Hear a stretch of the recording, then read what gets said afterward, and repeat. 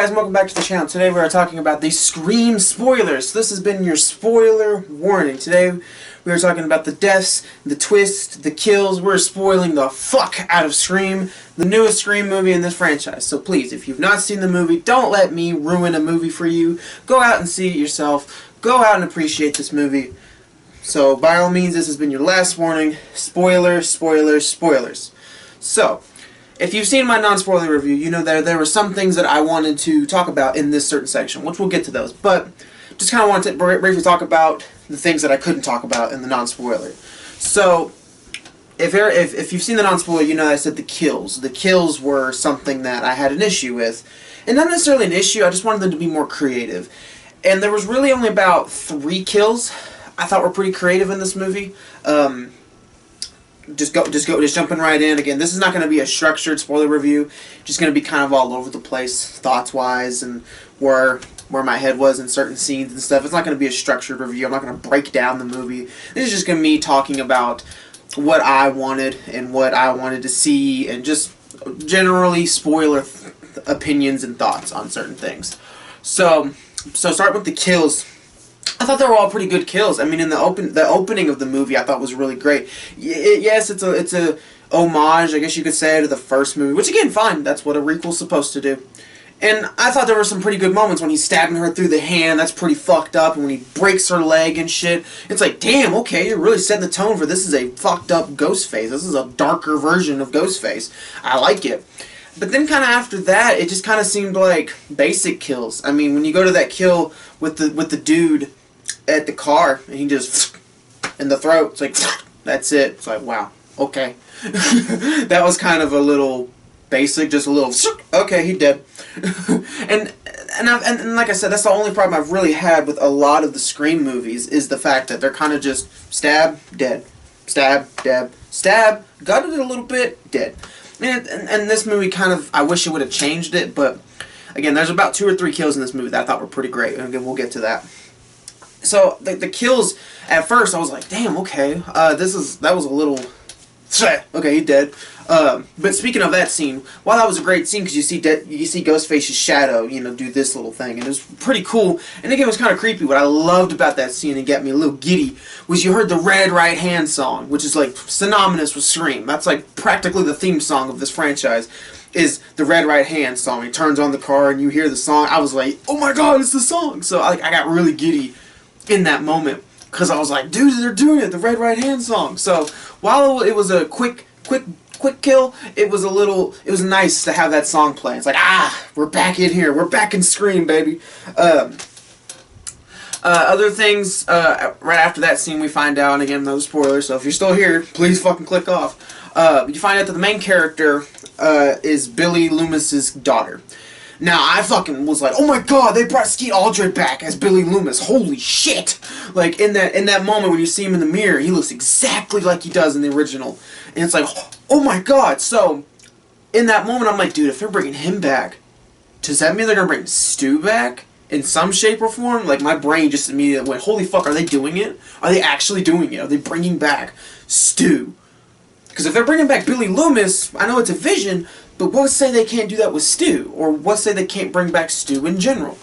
So that really started to feed that fan theory in my head of, could this be Stu? Don't want to get my expectations, don't want to get my hopes up, but I remember I was like, oh, it's Billy Loomis. So that was really cool, and it was kind of nice to see it was refreshing almost. It was a little refreshing, because the daughter of the serial killer from the first movie is actually the hero of this movie. That was really cool. I thought that was a really nice spin on, you don't always have to be what your parents are.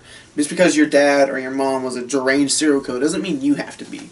Which, again, at the end there, when she's killing Jack Quaid, you can see a little bit of the Billy Loomis in her. She's fucking going to town, and then she, just like that, is really cool. Outside of that, jumping ahead, so yeah, that was a really nice surprise to see. I was like, oh my god. But basically, spoiler, what I really want to talk about is the legacy characters, how they handled them. How you have Dewey and Gail's relationship in this movie, where they tried to make it work in New York City. They tried. Dewey he belongs in Woodsboro. That's just where his heart is. His heart is in Woodsboro. and he left in the middle of the night because Gale's always been leaving him throughout this franchise. It's always been Gale fucking over Dewey. Well, in this movie, Dewey fucked over Gale, and you can tell he regrets that decision because he watches her show every day. He still has pictures of her around the house. Like, he still loves her and he still misses her, but he can't have that lifestyle that she enjoys. So that's why it made it so fucking, like, I got teared up a little bit when they met for the first time and they're just talking it out, and just it was really nice, and they're talking and they're just talking about like where we messed up and how we failed, and it was really, because we've had these characters since '96, going on 25 years now. We've had these characters in our lives and this franchise in our lives, and it's like, dude, you're finally seeing these characters reconnect again. It's really nice to see, and it especially made it harder later on when, unfortunately, out of all the OG characters that had to bite the bullet, Dewey had to bite the bullet. And again, we'll get to that. Just made it harder, man. Just made it harder. But I mean, outside of that, speaking of the kills, what I did like was I liked Wes and Sheriff Judy. I would say they're probably my second favorite, if not my favorite kill throughout the whole movie. I have to watch it again to really solidify that answer. But Sheriff Judy's kill was just fucking, like, it was gnarly. Because, Ghostface calls her while Wes is in the shower, and he's just like, you better get home, you better get home. And so she tries to hurry and get home. And I've always loved Ghostface kills out in the broad daylight, out in the middle of public, out in the middle of, because it just makes it scarier, in my opinion. So when she's running up to the house and he just jumps out real quick and just stabs her, and then just stabs her right there in front of the house, it's almost like shit. Literally, you can be caught by anybody. If someone just walks out of their house to grab the mail and they see you, you're fucking done, I love that. That was really cool.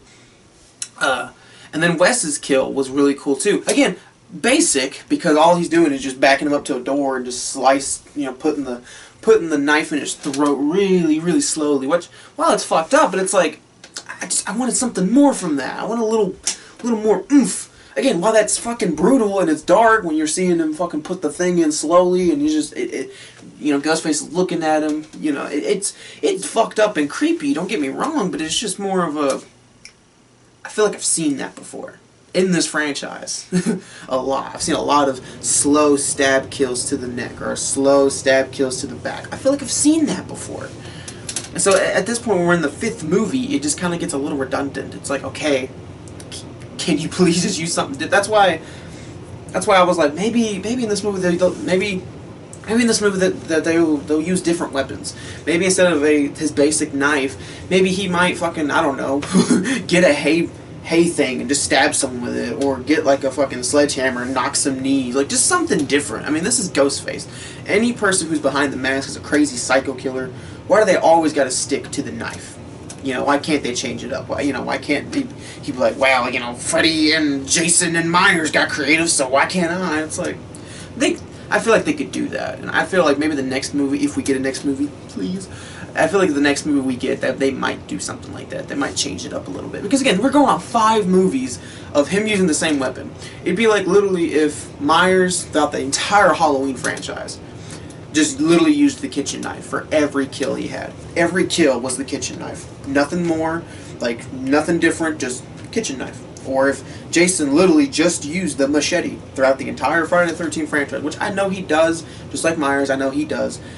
But if you think about it, there are some kills out there where he doesn't use that. Hot tub kill in Halloween 2, where he's putting the girl in and out of there. No kitchen knife to be found. Hell, even fucking, let's go to Halloween Kills.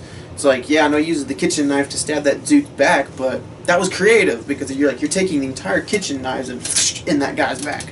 I don't know. Again, it could be just a me thing. It could just be a nitpick of mine, but I think we're 5 movies into this franchise now. I think we can use some little variety in the weaponry and the kills department. That's just me, though. If I'm in the minority, if I'm in the 7% of people that actually want that, by all means, let me know down below. Or my opinion could be popular. I don't know. So yeah, Wes's kill was really brutal and really dark. I liked it. So was Sheriff Judy. I keep wanting to call her Sheriff Kirby, because I guess Kirby from Scream 4. But no, Sheriff Judy. I don't know why I keep wanting to call her Kirby. Sheriff Judy. I like their kills. I like their kills a lot. I would probably say my favorite section throughout the whole movie was probably the hospital setting. I don't know why seeing Ghostface in a dark lit hospital is just fucking creepy. Like, I already find hospitals in horror movies creepy enough. Then you add Ghostface to the mix. It just makes it fucking... But yeah, speaking of the hospital, wow, I love the setting and stuff, and it was really cool seeing Dewey come out of the elevator, just pow, pow, pow, you know, Ghostface, and he got a badass moment.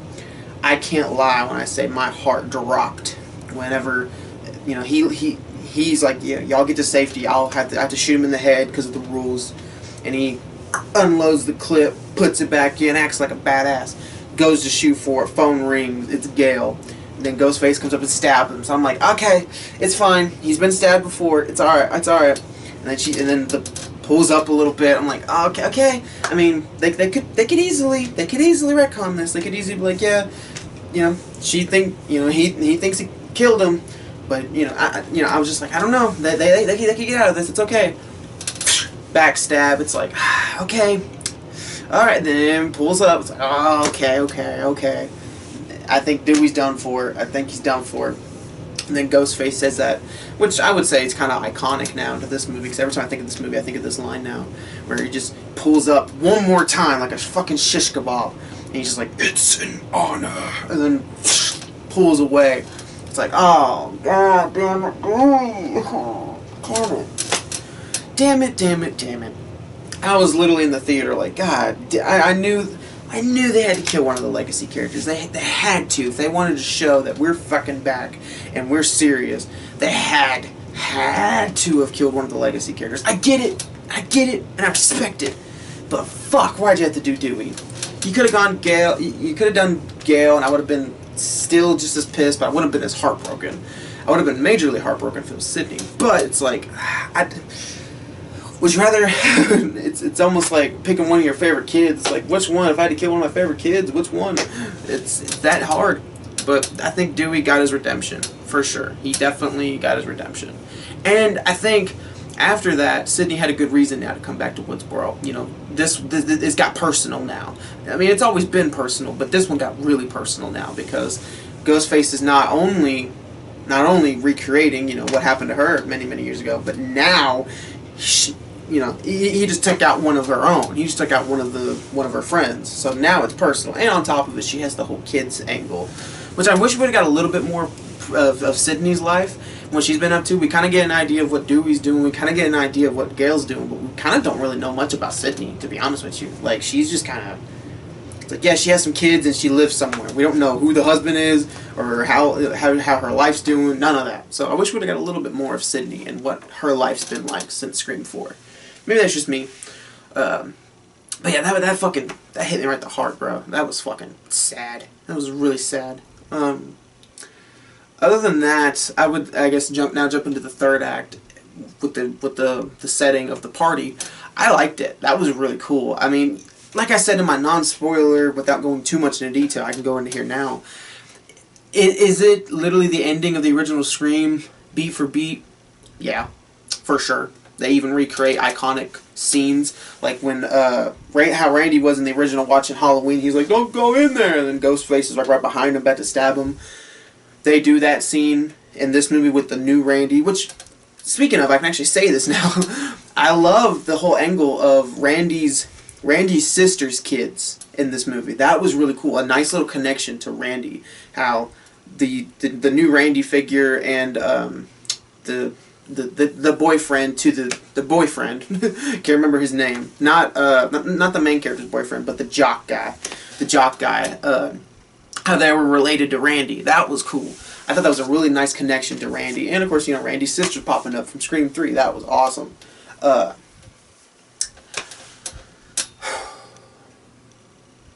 But yeah, no, I love how they recreated that scene with Randy. How, you know, Ghostface is behind her, and she's like, "Look behind you!" Then she actually looks behind her, unlike Randy, and she's like, "Oh shit!" And fucking Ghostface comes in for the strike. That was a really cool play on like what they've done before. It was a nice little flip flop. But yeah, like I said, I love the whole third act. I thought the third act was really cool. Again, have we seen this before? Yeah. Have we been down this road? Fuck yeah. But it was just nice to do it again. And then, which I will say, I wouldn't necessarily call this a knock. It just, okay, yeah, I'll call it a knock then. I've never, out of all the Scream movies, I've never guessed the killer. This was the only movie I've ever guessed the killer in. And I knew from the minute, and again, it could be because I've seen this girl once upon a time in Hollywood, and she just gives me those vibes now. I knew it was Amber as soon as I fucking saw her. I was like, that looks like her. I wouldn't be surprised if that's her. And I was right. It was her. Now, I was surprised by the other dude. I was surprised by Jack Quaid, the boyfriend, which, again, I know they obviously told you in the movie, like, it's the boyfriend, watch out for the boyfriend, which maybe I was overthinking it. Maybe I was like, well, maybe they're telling us that to lead us over there, and then when we get to the ending, it's like, haha, fooled you, it's not the boyfriend. But no, they were blatantly, obviously telling us it's the boyfriend. So, but yeah, wasn't surprised by Amber, but I was surprised by the boyfriend, Jack Quaid. So when we get to that, I thought it was a really cool reveal. I mean, which pulls it off, and I love the motive. If anything, I love the motive of this movie. Every motive for a Scream movie, I've always thought was been pretty good. I think the only motive I don't like in the entire Scream franchise is Scream 3. While I understand the motive of the killer in that movie, and I understand why the person's doing what they're doing, I just personally don't like it. This one I like, because this touches on pop culture today. And when you have, I think this movie's very basically loose on Star Wars. And what I mean by that, because they even reference Star Wars Episode 8 in this movie. Oh, how Stab 8 was so shitty, and it sucks, and, you know, come on, Star Wars, The Last Jedi. And how fans outraged and were sending death threats to Rian Johnson and Disney and blah, blah, blah. It's like, that was, I think the whole motive of this movie, how they're like, we need to recreate our own Stab 8 because they don't understand what this means to us, blah, blah, blah. That was definitely a play on the Star Wars community and Star Wars Episode 8, because I remember that whole debacle. So I like that. I love how they took the fandom, the toxic fandom of today, and made that a centerpiece of this movie. How, like, yes, you fuck with someone's franchise, you fuck with someone that fanboys love and passionate about, they're going to do something crazy like this. So, I thought the motives were great in this movie, actually. I thought it was very meta and very ties into what we're going today in horror, just like how the other four have done that. So yeah, I liked the killer reveal. I liked the motive. The only thing, and I'm not knocking the movie on this. It's just more of a fan thing. I would have loved to seen it. We got Skeet Ulrich back as Billy Loomis. We didn't get no Stu though, and I was hoping there at the end when Jack Quaid revealed himself, and I wanted him so badly to, like, say something like, yeah, I'm Stu's cousin, or I'm Stu's son, or somehow tie it into Stu. Because if you're gonna bring back Billy Loomis, you gotta bring back the other dude, Stu. Like, come on, man. Maybe they will in the sequel, but I love Stu. I love Billy Loomis as well, and when I saw Billy Loomis again, I was like, yes, maybe we can get Stu. We didn't get no Stu. Unfortunate, but it was cool. It was cool that they didn't do it, but it was disappointing to some aspect of it. As a fan, disappointing, but as a movie, I don't halt it for it, but as a fan, I'm like, no Stu, no Matthew Lillard, fuck. The only problem I have with the end, the only problem I really have with that whole third act segment is, so Amber stabs Sidney in the gut. And Sidney's on her knees and she's doing that. Gail's badly wounded because Amber ran out and she's like, oh my god, the killer's in there, and they're not falling for it and they're about to go shoot her, and she shoots Gail in the stomach. And it's like, okay, wow. That was a little bit of a cop out. So fucking Sidney's injured, she's on her knees. Gail's presumably outside that we know of. And it looks like, oh yeah, fuck, the fans are really about to win. It looks like the killers are about to win. And then, fucking, out of nowhere, Gail comes back in, saves the day, helps get Sidney up, and they kill Amber the same way that her character died once upon a time in Hollywood. They light her ass on fire. But then after that, the main character, Billy Loomis's daughter, she goes after Jack Quaid, she kills him, and then Sidney and Gail act like they're fine. Like, they're standing up, acting like everything's cool. It's like, you have a hole in your stomach. You have a big-ass fucking gunshot in your stomach. What? Why y'all are just acting like it's okay? Like, y'all are just fine now? Like, what? That's the only little problem I found. I was like, y'all are supposed to be, like, fucking down for the count. What the fuck are y'all doing? But I thought it was really cool when she's like, when Amber, she's just like, passing of the torch, this is my torch. And when they light her on fire, Sydney's like, I hope you like that torch. That was a really cool remark. And again, just like Once Upon a Time in Hollywood, she comes back up and starts charging at them, all melted and burnt and shit, and Sydney just pow, or not Sydney, fucking Tara, kind of nowhere, pow, right in the fucking head. That was cool. I was like, that was awesome. And like I said, I like the way we wrapped this movie up, where the main character asks him, like, hey, how long do I have to, how long am I going to be like this? And Sydney's like, you'll eventually get over it. Just got to move on, you know. And just, I don't know, it was a passing of the torch, don't get me, but it was very much a respectful way. And I think if you're going to do something like this, you got to do it respectfully. So yeah, no, I fucking loved this movie. I absolutely did. Again, I'm not the biggest Scream fan. It's definitely not my fucking GOAT franchise. I love it. I love Scream. It's in my top 5 franchises, but I'm not a diehard fan. And this movie pleased me, and I'm not even a big fucking diehard fan. I'm like, oh my god, this movie's fucking amazing. Like I said, other than the kills and just pacing, I fucking love this movie. Everything about this movie I love. So, that's all I had to say. If I'm missing anything in the spoilers, by all means let me know. I feel like I probably am missing some big key moments, but I fucking love this movie. Go out and support this movie if you're a slasher fan, if you're a Scream fan, and please, by all means, don't watch this video if you haven't seen the movie. Just go out. I don't want to tell you. Just go out. So, but yeah. Anyways, I will see you slasher heads in the next video. Peace.